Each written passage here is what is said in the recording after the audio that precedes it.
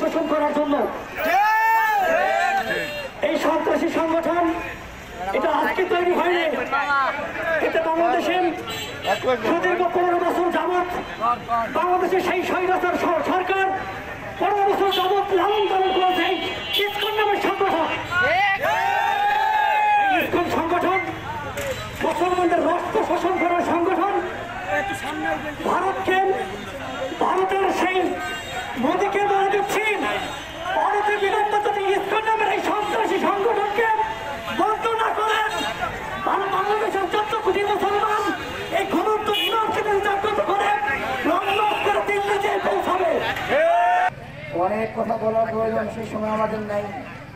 আমরা শুধু আজকে স্পষ্ট ভাষায় একটি কথাই বলতে চাই, এই বাংলাদেশে 99% মুসলমান, সেই মুসলমানের রাহবার আল্লামা সাঈদীর জামিন মঞ্জুর না করে তাকে জেলে নেওয়া যায়। এই বাংলা 3 বারের প্রধানমন্ত্রী বেগম খালেদা জিয়ার জামিন মঞ্জুর না করে তাকেও জেলে নেওয়া যায়। এই বাংলার তাঁতিক রাহবার আল্লামা কায়েদ মিল্লাহ জুনায়েদ বাবুনগরী তাকেও জামিন মঞ্জুর না করে জেলে নেওয়া যায়। এই বাংলার মানুষের হৃদয়ের স্পন্দন কোরআনের পাখি আল্লামা সাঈদীর জামিন মঞ্জুর না করে তাকেও জেলে নেওয়া যায়। তাহলে এই নব্য নাস্তিক, এই ভারতীয় পরাগ, এই প্রভু নামের কুলাঙ্গার ও কোন মাথা আমরা জানতে চাই,